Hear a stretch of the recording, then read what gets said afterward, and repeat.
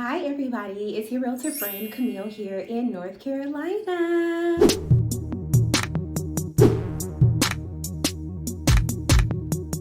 In today's video, we are going to be talking about why you should not become a real estate agent in 2024. And trust me, my reasons are very valid. If you're new here, I have been a licensed real estate agent since 2020, so for a total of 4 years now. And here's what I have to say about it. And trust me, in this video, you are not going to get any fluff. I'm going to give you the real, the down, and the dirty. So let's go ahead and get started. I have my handy dandy notebook right here so I don't forget anything. So the number one con of being a real estate agent is that it actually does not come with any health benefits. So unlike a traditional W-2 job where you clock in and after 30, 60, 90 days, you start receiving medical care, dental, vision. With most real estate jobs, especially being a real estate agent, most companies do not offer health insurance. Thereby, that means that there are no deductions coming out of your paycheck, which is great. But in hindsight, when you have kids or if there is something that is going on with you, you won't have any health insurance unless you actually go to the marketplace to get it. That actually brings me to my second point. As a real estate agent, we are literally spammed with all type of text messages from people who have our contact information. And one of the highest industries who spams us with messages on a daily are actually health insurance companies, because they actually know that most real estate agents do not have any health insurance lined up. So if we were to get into an accident, we would be paying likely several thousands of dollars out of pocket. And those spam messages are actually quite annoying because we can get at least 1 to 2 spam messages per day. It's actually pretty annoying. And not only is it text messages, but it's also telephone calls as well. Outside of not having any health insurance, dental, and vision, we also have lots of wear and tear on our car, especially if you work heavily with buyers. As you all know, being a real estate agent, especially being an individual real estate agent where you don't have the support and leverage of people on your team, when you're an individual agent and you have a business that is focused on buyer clients, you will spend a lot of time in your car and accrue a lot of miles on your car. Honestly, I wish I did a better job of tracking this for myself, but I don't. Because every single day we could be out looking at multiple properties for a good number of our buyers. So that is something that you just want to be aware of, because you will need to have routine maintenance done on your car quite frequently, including oil changes, and just be prepared to pay a lot of money in gas if you do not have an electric vehicle. That brings me to my next point. Gas is expensive. It's expensive, point blank, period. I think the last time I checked, over the summer, we had hit like $3.20, $3.30 for a gallon of gas. So you can do the math on your own vehicle of how much gas you would be putting in your car for doing all of the home tours. Now, luckily, it's August and the prices of gas have dropped down. So in my area specifically, I've seen $2.89, $2.99, $3.02, which is a lot better than over the summer. Another thing is when you have a request for time off, it's great in the sense that you don't really have a boss to answer to and put in a formal request for PTO. However, you are your business, especially when you're an individual agent and you're not on a team for that additional support and leverage. Most often, you are the one that is answering all of your clients' text messages and emails. You're the one that's negotiating deals on your behalf. You're the one that's doing all of your sales. You're the one that's going out to the property to drop signs off, lock boxes, show your clients around. You're the one that's attending closings. So if you are a busy real estate agent and you decide to go the single route or the solo route, whatever the case may may be, when you're ready to take a vacation or time off, it's almost like your business in a sense gets deserted or neglected if you don't have systems and processes in place. Because the moment you're out of the country or you go down to Florida to have a nice weekend getaway with your family, it always happens, but it seems like all hell seems to break loose, to where a deal may have been going so smooth all this time, and then out of nowhere you have something that requires your attention. So that's something to think about in regards to taking vacations when you are a solo agent and you don't have the capacity to have systems and processes and team members to take over your client files while you are away. Matter of fact, I believe it was sometime last year, there was another agent that I know in our area who was in this exact position. She had took a vacation out to Florida, and while she was on vacation, she did not have any body because she was on her own team or running her own business. She didn't have anybody available to show her clients homes while she was away. So her clients could have potentially been missing out on deals, and she also could have been potentially missing out on a commission check because of her vacation away in Florida.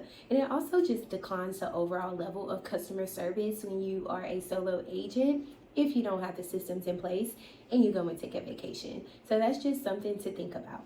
Also, in our industry, a lot of people seem to believe that we have a lot of freedom and we can do whatever we want, but actually being a real estate agent does require you to follow some type of schedule up to a certain extent, right? So in order to succeed, you need to be able to carve out time in your calendar to generate new business for yourself, to lead generate as well. And also in this business, it requires for many agents to work when most of your family is off and at home relaxing. A lot of weekends to where people are available for listing consultations, buyers consultations, looking at properties, and a lot of evenings. Again, this is from a solo agent perspective if you don't have systems and processes in place. Now, if you have a showing model incorporated into your business as a solo agent to help out with showings, or if you actually just work Monday through Friday, 8 to 5, and no weekends at all, you could do that, but in turn, you could also potentially be missing out on business opportunities to grow your business.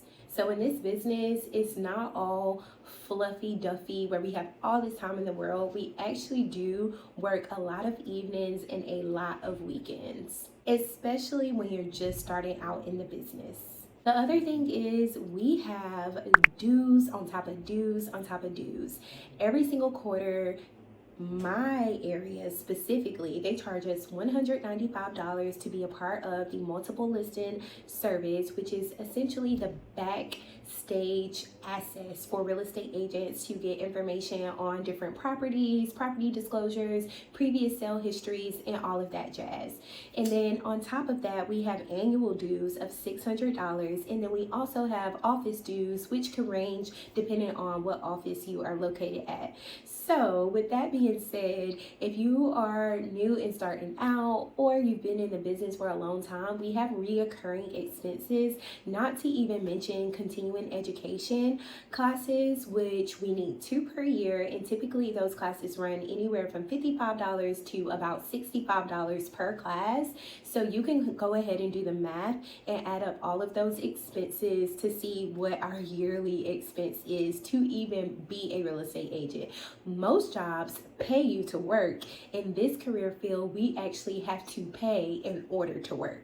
So there is some level of business expense, which is expected for running a business and also being an entrepreneur. And at the same time, I would consider it possibly a con, depending on how you look at it. Also, I'm sure you know this already, but our paychecks fluctuate. We don't get paid on the 1st or the 15th of every month or on a bi-weekly basis. We are paid when a deal closes. And sometimes, most often, there are many times where We are expecting a payment in the month of August, in the month of September, and either closing may potentially get delayed, or the contract will just simply fall apart and we're back to square one with our buyer client or our seller client. So because paychecks are flexible, you don't really have an idea of what exactly you're going to be paid on any given specific date. And for some people, that can be very, very stressful, not knowing what you're going to make in a month. So that could also be seen as a con if you are working in our industry as a real estate professional.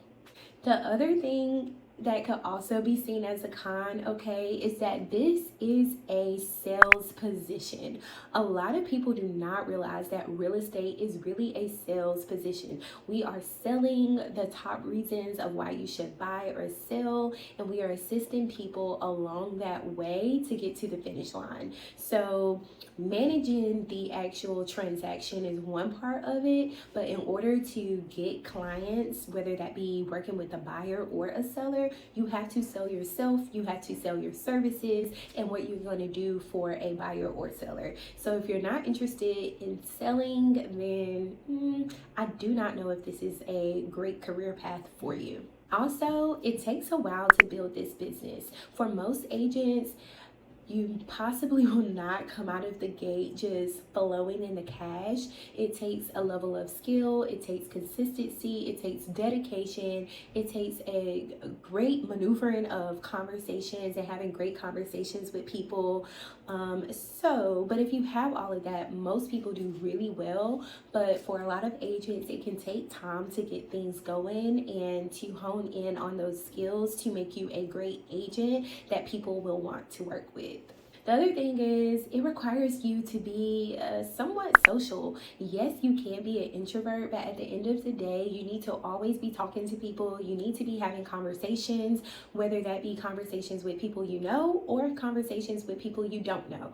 And that could be conversations where you're talking out loud, meeting in person, texting, social media. It requires you to be social in some aspect, whether that's social in social media or social in real life or social on the phone or social face-to-face door knocking. You have to be able to communicate and vocalize, even if it's on a one-to-one basis. You can't just be like all timid and shy, and you know what I mean? So that could be seen as another con if you aren't really like a person who wants to continuously be talking to people, whether that be voice, text, what have you.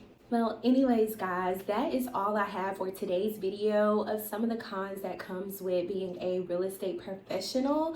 If you are also a real estate agent and you have any other cons to this industry that you wish to drop down in the comment section below, let's get the conversation started, and I look forward to seeing you guys in my next video. Until next time, I will see you guys later, and thanks for tuning in.